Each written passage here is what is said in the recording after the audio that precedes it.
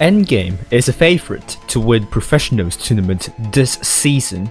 They were first in the first 3 seasons, and they also won 2 times online the Twister Cup. This season, they are looking stronger than ever. Most of the members are French and Polish, however, they have known each other for a long time, and their average age is around 20 years old. Their expectations this season would still be chasing the top spot on the EU server, and they have a lot of experience at hand. Last season, they only used Prove Your Skill tournaments as training, but with more time to be notified about the spring season, they could absolutely make use of the extra time to polish their team.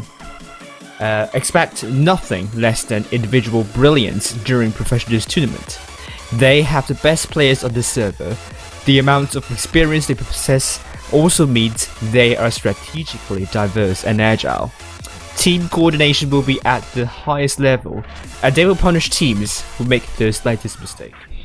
And let's head up high with red team, north spawn, endgame, blue team, south spawn.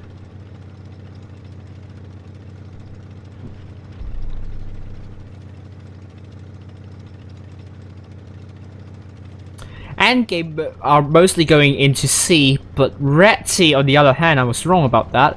It's going to A instead. Some tanks are going for C, but I mean, if you go and see where Ecky's going to take, he's going to take a relatively defensive spot. Well, but Splitty already took a hit, trying to get A, so he's not going to do that, so he's getting out of it. Endgame will be getting C, and would they be challenged in getting C though?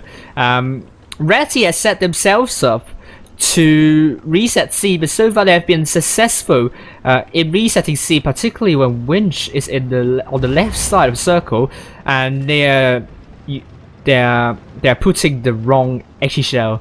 Toby would only receive not a lot of damage.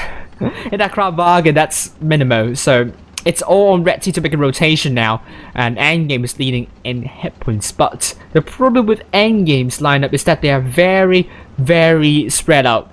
So if Red team realizes that Endgame could be in trouble, but on the other hand, Endgame can push on the other side instead. And with the double T20 stare to kind of get spots in, Red team pushing into C would not be a good idea at all. Endgame would know that, and they will respawn.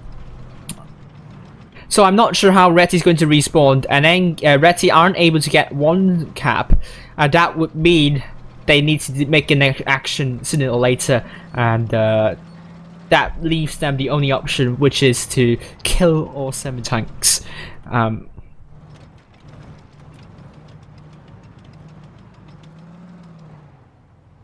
No prizes, not that I heard of. So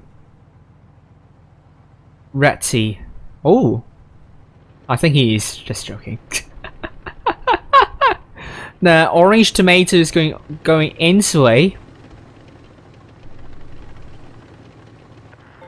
and he's going to get A. He's spotted there, so will Endgame make a push on C? I don't think that would be a good choice because they only spotted 1. They don't want to make a terrible move. Endgame is playing this really passively.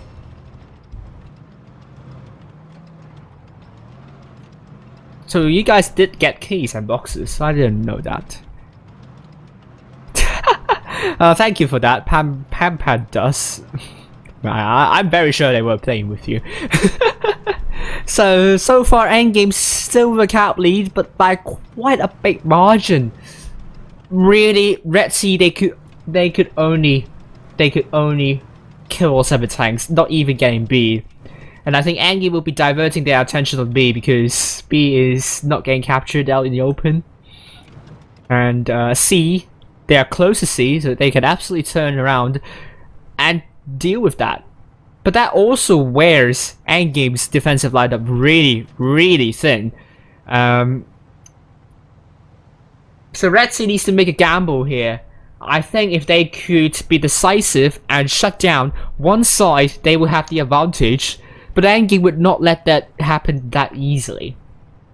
So Endgame is really playing into Red team's lack of confidence, hesitation in the rushing, and will Red team fall into this trap? We'll find out really soon. But Red Team is now focusing their focusing their forces onto C, and they are leaving A right out in the open. They're abandoning A, and Endgame is making a tactical rotation. Oh dear, that got really sad for Red Team, I would say. Endgame is acting more quickly than Red Team here. And I'm not sure that's Winchellate would be very important in that corner here, but I think Endgame's not diverting their attention to the double crown Vargans, and that would be really important because these two crown Vargans are isolated. Look at Endgame piling up, rushing Pencil Case. He's no more, and he's the first tank down. Next tank down will be Charlie C, and I don't think Recti can do anything apart from trying to get C, and Endgame are now up by 2 tanks already, 880 cap points, and Orange Tomato is trying to deal with Winchellate, but I think it's too late. Max Spitzy cannot run away. Endgame is looking for Max Spitzy, and what can they do in this situation? I don't know. Endgame is totally controlling this, and Max Spitzy will be going down to Romka very soon. It's now down to 1 shot, and Endgame is just looking to kill off Spitzy, and it's going to be over for Retty for now, with Winchellate now 1 shot potentially. Spitzy's now down. This is certainly going to Endgame. Very strong performance by Endgame, just acting before Red Team's making that rotation. That is simply brilliant, beautiful, well calculated, I must say. And Endgame just outplaying Red Team in every aspect. Red Team were left with no option but do a rotation, and I don't think they are seeing that coming. Endgame doing counter move on in the middle, shutting those 3 tanks down quickly in succession, and that was a very good counter rotation by Endgame, and that is what we are seeing. That's what I like from Endgame. Very strong performance. Thank you all for watching this video. If you want to know more about the clans in the Professionals tournament, make sure to check the playlist below and also subscribe to my channel. Thank you.